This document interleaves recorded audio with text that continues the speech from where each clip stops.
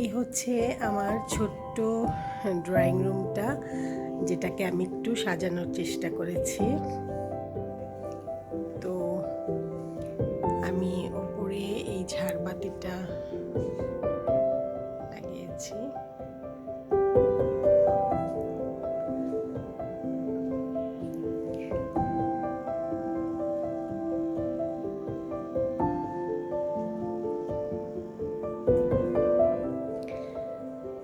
আমার এই ফার্নিচারগুলি অনেক পুরানো, প্রায় 20 বছর হয়ে গেছে এই ফার্নিচারগুলি। এগুলিকে আমি অনেক আগেই কালার করেছি। কালার করে আমি একটু গুছিয়ে রাখি। আর এই যে মাঝখানে টি টেবিলটা দেখতে পাচ্ছেন, এটা হচ্ছে একটা চা গাছের গোড়া। ওইটা আমি সিলেট থেকে সংগ্রহ করেছি। ওটা কালার করে আমি এই ফার্নিচারের সাথে সেট করার চেষ্টা করেছি।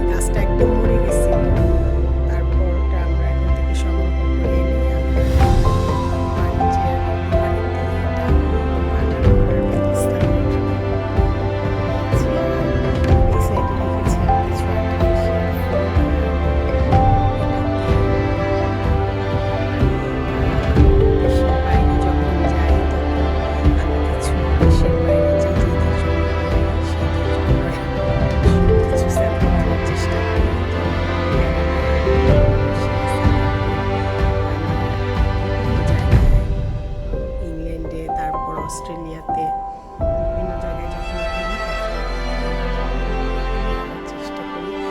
এই কালেকশনগুলো আমার কাছে রাখতে খুব ভালো লাগে।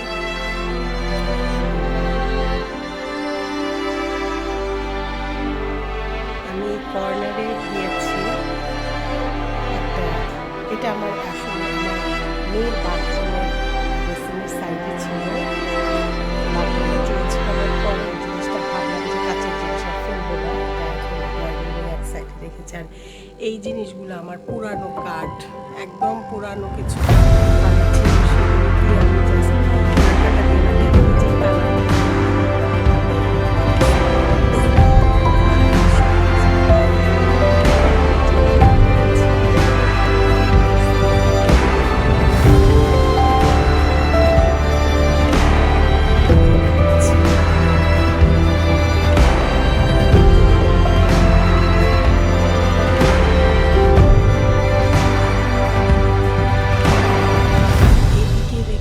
আমি ডাইনিং আর ড্রয়িংয়ের মাঝখানে একটা পার্টিশন দেওয়ার জন্য আমি একটু অল্প কাঠ দিয়ে ডেকোরেশন করে নিয়েছি, যাতে কোনো গেস্ট আসলে, বাইরের কোনো গেস্ট আসলে আমি পর্দাটা টেনে একটা মানে আড়াল করতে পারি। যার জন্য এটা করেছি। এবং এখানে দেখেন আমি আমার শোপিসগুলা রেখেছি।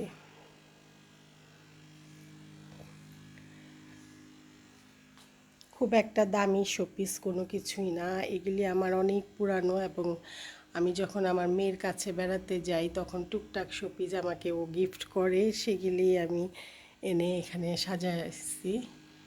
তো এমনি দেখতে ভালো লাগে। আর এখানে আমি ট্রলিটা রেখেছি, কারণ কেউ আসলে চা দেওয়া এই টেবিলগুলোতে একটু সমস্যা হয়ে যায়।